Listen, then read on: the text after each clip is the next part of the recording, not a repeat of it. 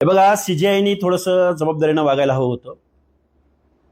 Chief justice of India म्हणजे CGI जर असं बोलत असतील आणि तरुणांची संख्या किती मोठी आहे, त्याच्या हातामध्ये फोन आहे, अँड्रॉइड फोन आहे, सोशल मीडियाचा जमाना आहे, डिजिटल जमाना आहे.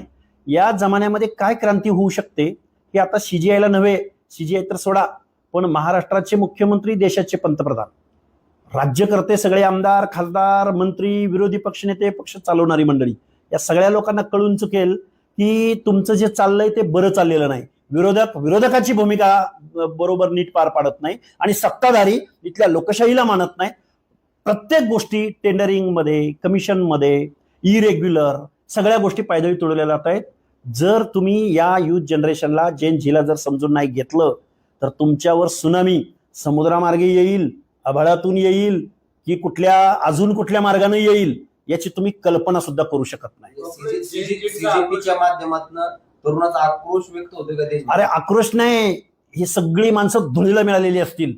बरं, ही जी काही कॉक्रोच जनता पार्टीच्या माध्यमातून तरुणांच्या मनामधली भडास व्यक्त केली जातोय, आज प्रत्येक माणूस उठतोय आणि मी कॉक्रोच जनता पार्टीचा सदस्य आहे म्हणतोय आणि तो सोशल मीडियाला टाकतोय. त्यामुळं एका क्लिकवर जग एकत्र आलेलं आहे. त्यामुळे सत्ताधाऱ्यांनो, तुम्हाला घरी बसवायला ही नवीन पिढी, ही जेन झी तुम्हाला मागं पुढं बघणार नाही.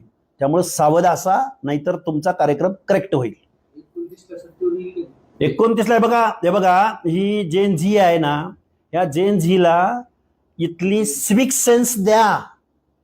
आता माझा इंग्लिश शब्द कसा आहे बघा, सिविक सेन्स जर त्यांच्याकडे नसेल तर इथं लोकशाही राहिली बाजूला, मतदान राहिलं बाजूला, सत्ता परिवर्तन राहिलं बाजूला. नेपाळमध्ये ज्या पद्धतीनं उठाव झाला, क्रांती झाली, त्या पद्धतीनं हा देश सुद्धा क्रांतीच्या उंबरट्यावर उभा आहे. ह्या तरुण जनरेशनला समजून घ्या, त्यांना लोकशाही मूल्य समजावून सांगा. पण ही लोकशाही मूल्य समजावून सांगत असताना तुम्ही लोकशाहीप्रमाणे वागा. नाहीतर तुम्ही सगळ्या कॉर्पोरेट वर्ल्डचं जर राजकारण करत असाल तर ग्रामीण भागामध्ये काय चालू आहे, दीनदलिताकडे काय चालू आहे, भटके विमुक्तांचं काय चालू आहे, शेतकऱ्यांचं काय चालू आहे, या सगळ्या गोष्टींचा जर तुम्ही एका बाजूला लाखो करोड रुपयांचे प्रोजेक्ट करता, लाडकी बहिणी योजनेच्या हेडखाली तुम्ही 30-35 हजार कोटी रुपये वर्षाला देता, पण तरुणांच्या हाताला रोजगार उपलब्ध होत नाही. तुम्ही नोकरी देऊ शकत नाही, तुम्ही महागाईचा भत्ता देऊ शकत नाही. ही जी काही आत्ता हातामध्ये मोबाईल घेऊन बसलेली डिजिटल मीडिया ज्याच्या हातात आहे, त्या लोकांना जर असं तुम्ही बेरोजगार ठेवलं ना, हा विषय फक्त त्या सीजीआय पुरता नाही, हा विषय फक्त बेरोजगारी पुरता नाही, तर हा सिविक